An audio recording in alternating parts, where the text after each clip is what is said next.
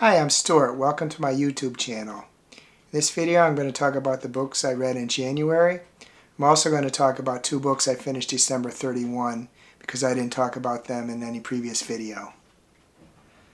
The first book I'm going to talk about is The Curse in Their Veins by Anna Yudin. This book talks about twin sisters, Veronica and Adela, who were born and raised in Romania. The story is mostly set in the present day, but it does go back in time on occasion.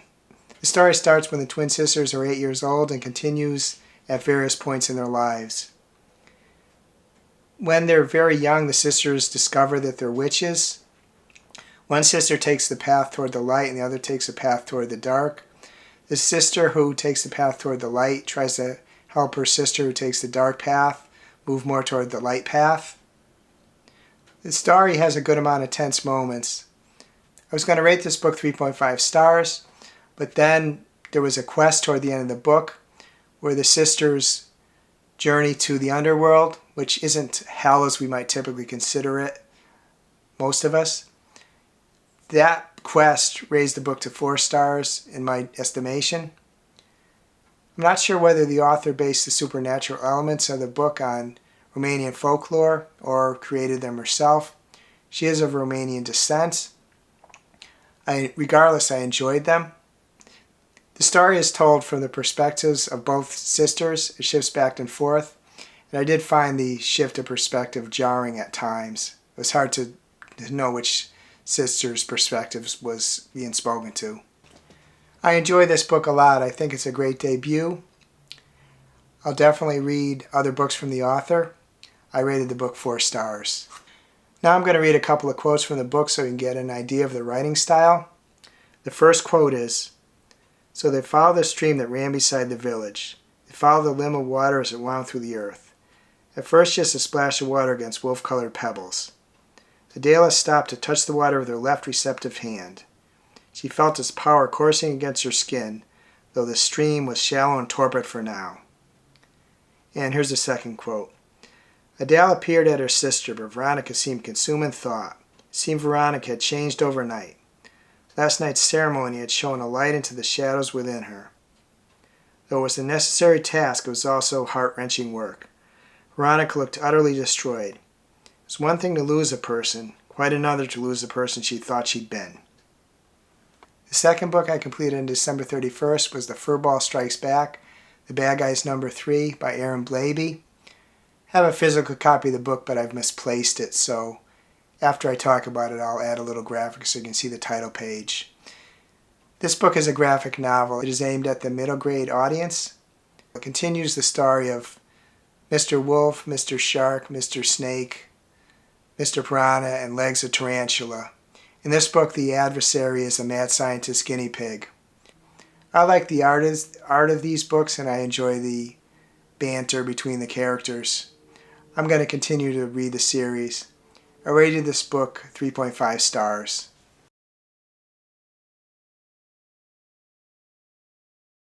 First book I completed in January was Casper the Friendly Ghost Classics. It includes several classic stories in the Casper the Friendly Ghost universe. This book tells the story of Casper the Friendly Ghost and the other characters in the Casper universe, such as Spooky, Wendy, Hot Stuff, and the Ghostly Trio. I bought this book because I wanted to revisit some characters from my youth, and this book definitely fit the bill. I enjoy the art. There's some tension in the stories, but of course you know that the characters are going to come okay in the end. I recommend this book for people like me who want to revisit characters from the youth. I also recommend it for younger people who might want to look at a comic from long ago and they're willing to look at a book that was directed at children. I rated the book 4 stars. The second book I read in 2024 was The Paleontologist by Dumas. During a recent visit to Barnes & Noble, I just happened to see this book on one of the tables where they display books, and I just picked it up on a whim. This book is set early in the pandemic. It's the first pandemic book I've read. The protagonist of the book is Dr. Simon Neely. He's a paleontologist of some note. He's in his early 30s. He decides to take a job in a museum from the town he lived in as a youth. The museum is somewhat down on his luck. When Simon was 10, he visited the museum with his 6-year-old sister. They became separated and his sister disappeared. No one found any clues to her disappearance. No one was implicated in the disappearance. Simon blames himself for the disappearance. In addition to the spending years blaming himself for his sister's disappearance, he's also dealing with other difficulties in his life. Not too long after his sister's disappearance, his mother was declared incompetent, and he was remanded to an aunt of his to raise him. The father was never in the picture. The aunt has died recently. The other thing that he's dealing with is his boyfriend recently broke up with him. Simon took the job at this museum to try to solve the disappearance of his sister. While he's there, he deals with some happenings of very high strangeness. He also has to deal with the administration of the museum, which seems to hinder him as much as help him. The book is part horror novel, part mystery, and part conspiracy. I found the book an enjoyable read. I think the things that kept it from being a 4-star read for me instead of the 3.5 star that I rated it was that although I could sympathize with Simon, I didn't totally connect with him. And I had a little trouble with suspension of disbelief about some of the things that occurred at the museum. Still, it was a very enjoyable read, and I recommend it for those who are interested in a book that combines horror and mystery in it. As I said, I rated the book 3.5 stars. The second book I read in 2024 was The Paleontologist by Dumas.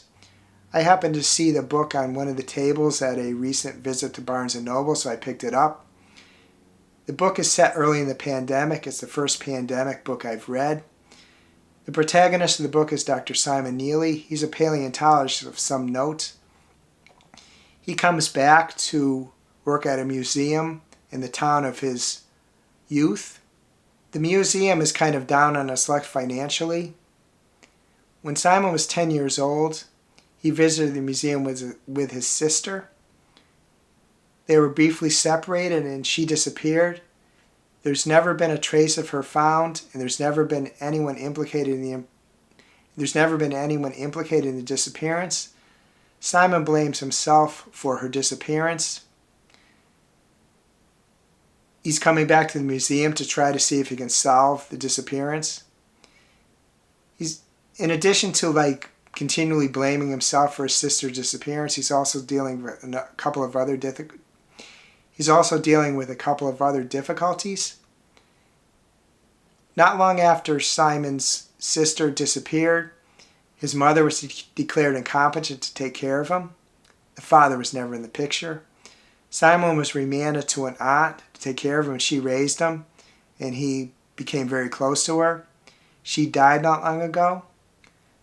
Another thing that happened was his longtime boyfriend left him.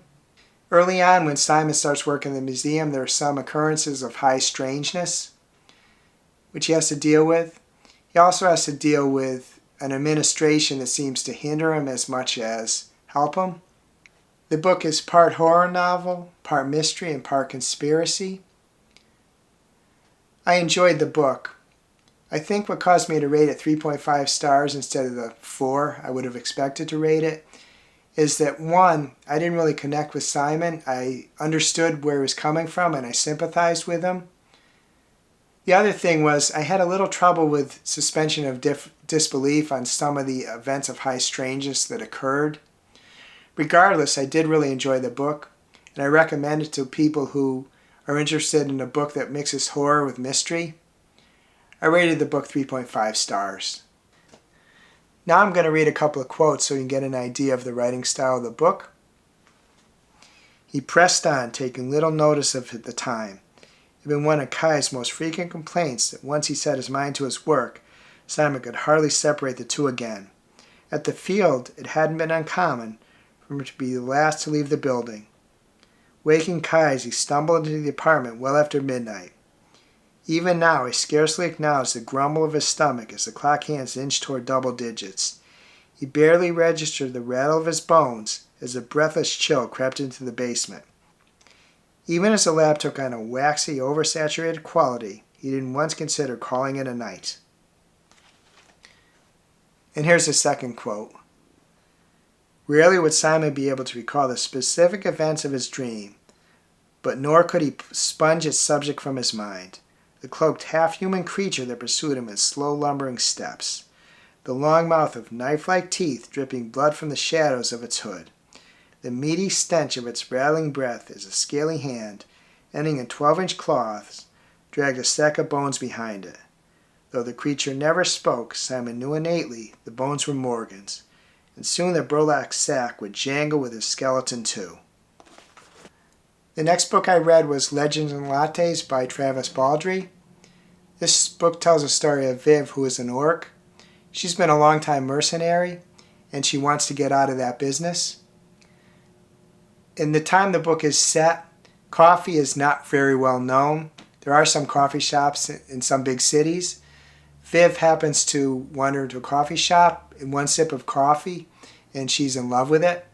She decides she wants to start a coffee shop in a town that residents have never known coffee. There's a lot of ups and downs along the way. She makes some friends and allies. At the end of the book, there's an excerpt from another story that partly tells why Viv made the decision to try to start up a coffee shop. The book's been described as a cozy fantasy with low stakes. I believe that's mostly true, but I did find a couple of the stakes were I didn't consider low. Regardless of that, I recommend this book for someone looking for a cozy fantasy. I rated the book 5 stars. I enjoyed it a lot. Now I'm going to read a couple passages from the book so you can get an idea of the writing style. The first follows. Viv thought about the ley lines, the real reason she'd chosen Thune, and figured that was thorny to explain. She settled on a truthful but less complicated response. Research, he said. Viv glanced ruefully down at herself. You wouldn't know it to look at me, but I do a lot of reading. Anyway, once I got in my head to do this, I spent a lot of times in Athenaeums. I talked to a lot of people, and this seemed the best place for plenty of reasons. And now here's the second passage from the book. Viv's optimism had dwindled rapidly during the morning, transmuting into growing despair, but now her mood lifted. Still, success remained far from a sure thing.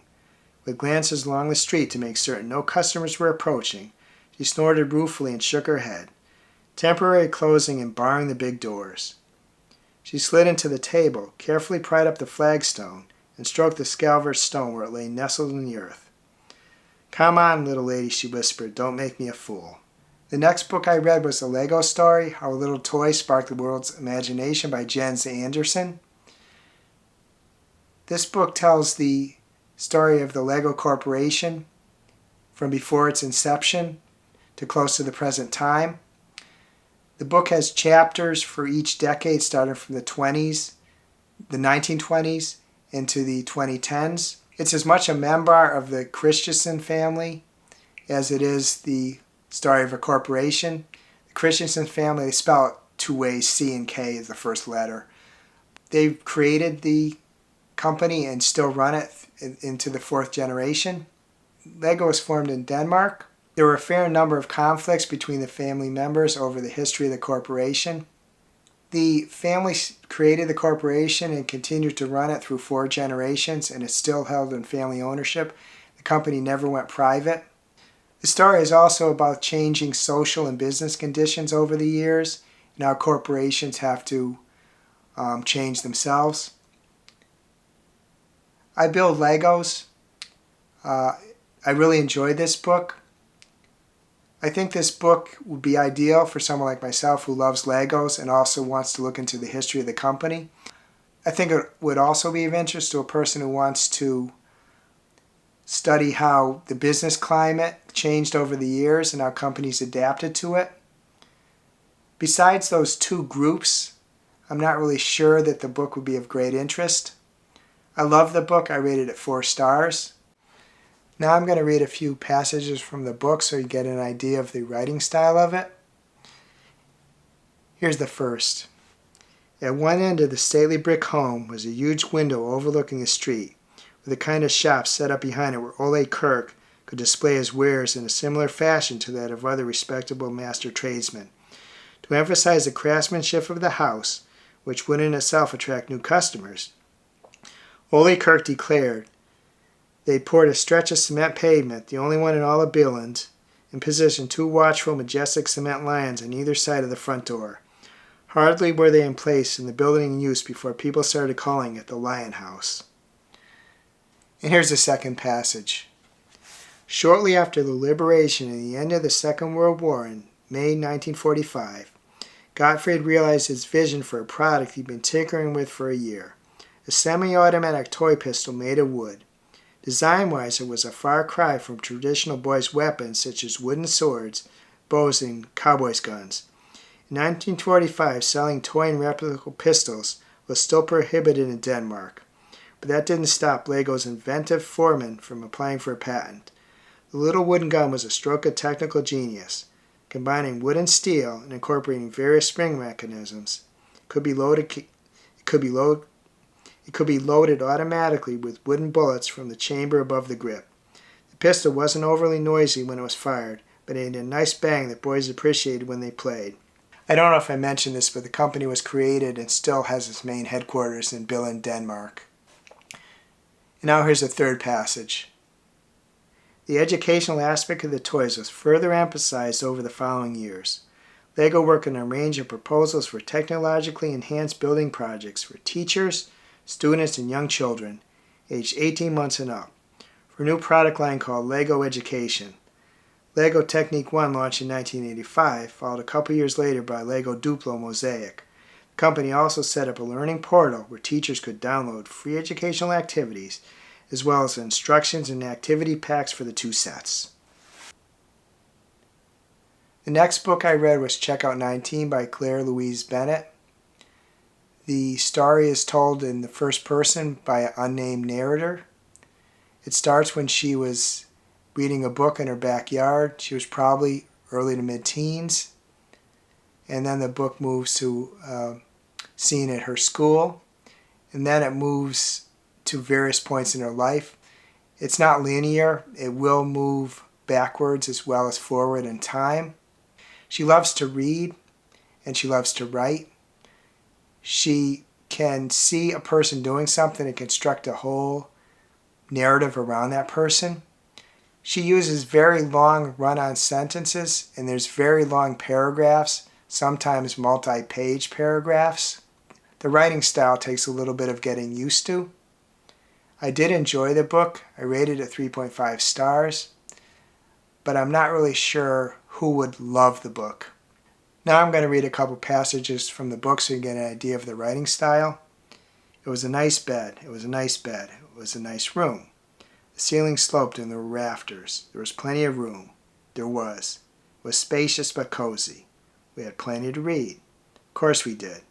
We brought books over with us, and of course we acquired lots more very quickly. Everywhere we went, people gave us books, didn't they? They did. They did. Everywhere we went. Very soon we had stacks of books, stacks of them. We don't much like stacks of books, do we? No, not really. We liked one book then, and we like one book now. That's right. We lay awake in bed all night long with one book on the duvet between us, wide awake. Yes. We couldn't sleep, could we? No, and our eyes were still ever so puffy. One book, that's right. Open and face down in the duvet. It wasn't our house, was it? No, it wasn't. One evening, the woman whose house it was said she felt a bit guilty about having such a big house. And here's the second passage. Yes, we would. We'd go down to the kitchen that wasn't ours and make ourselves a pot of coffee. Then we'd bring it back up to the attic on a tray that was ours. It was ours, actually. We'd brought it with us. We'd packed a tray. The one from the museum in Amsterdam with white egrets and the snow on it. Since our room was in the attic, we'd foreseen that it would be very useful to have a tray. We were right about that. It was very useful. Up and down the stairs. Up and down the stairs.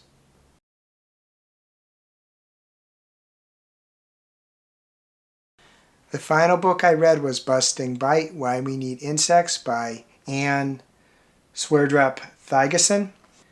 Per the back flap of the book, she's a professor of conservation biology at the Norwegian University of Life Sciences and a scientific advisor of the Norwegian Institute for Nature Research. She talks about insects. She also talks about other multi-legged creatures like springtails and arachnids. She talks about the anatomy of insects. She talks about the mating and parenting of insects. She talks about where insects fit in the food chain. Most importantly, she talks about how insects benefit other creatures and plants, and ultimately how they benefit humanity. She talks about products that were created because of insects, or was learned about because of insects, such as shellac and silk. There were things like antibiotics. In addition to silk and shellac, they also gave beeswax and ink. There are products such as natural air conditioning systems and Velcro that we learned about because of insects. Books like this can frequently be dry, but her book isn't dry. She has a fun way of writing. She has a good sense of humor. She does talk about serious topics like the extinction of insects and the potential harm that can cause. I recommend this book a lot. I recommend it to someone who is interested about insects and is interested in learning about how their impact on humanity. This is my top book for January. I rated it 4.5 stars. Next, I want to read a couple passages that show the style of the writing and also, I think, a little of the sense of humor of the author. Aphids aren't the only insects that live in a thoroughly female-dominated society. It is extremely likely that every single ant, stinging wasp, and honeybee you've ever seen was female, with very few exceptions at any rate. Do you remember Bee Movie, the film about Barry, the male bee, who gets bored of life as a factory worker in the beehive? Biologically speaking, it's all wrong. So for that matter, Shakespeare's Henry V, in which he describes how the many inhabitants of the beehive were overseen by a bee king. The worker bees in the beehive aren't males, nor are they ruled by a king bee. The ladies are the ones who decide and do all the important work in the world of the honeybee.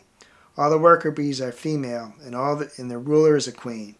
The males, the drones, live for only a short period in the autumn and have just one role, to mate with a new queen. The male bees don't even gather their own food, but are fed by the female workers. Now, perhaps we can forgive Shakespeare, Dream's work, and the other people who have gotten this so badly wrong. It is a misconception is old and hard to put to rest. The ancient Greeks tried to find out about the lives of bees, but just couldn't get it all to add up. After all, they knew that normal honeybees had stingers, and surely females couldn't come equipped with such a formidable weapon. And if the short-tempered stingers were females, the large sluggish individuals that couldn't even be bothered to collect nectar must be males. That just couldn't be the case, could it? It wasn't until the end of the 1600s, with the establishment of the first microscope, that it became possible to establish that yes, the tireless, terrifying workers and their monarch were all females, and the idlers were males. And the second passage follows. Nowadays we use beeswax to make candles and cosmetics rather than wings. The Catholic Church has traditionally been a major consumer because the candles used during Mass had to be made of beeswax. The pale wax was supposed to symbolize Jesus' body, while the wick at the center represented his soul. The flame that burns when the wax candle is lit gives us light, but the wax candle itself burns down, sacrificing itself as Jesus did for humanity. Only the very purest wax could be used for this purpose, and bees scored high in this count. Since nobody had observed them mating, they were long assumed to be virgins who lived a life of sexual abstinence. Only in the 1700s was this misapprehension corrected. But to this day, the candle used for Mass in the Catholic Church must contain at least 51% beeswax.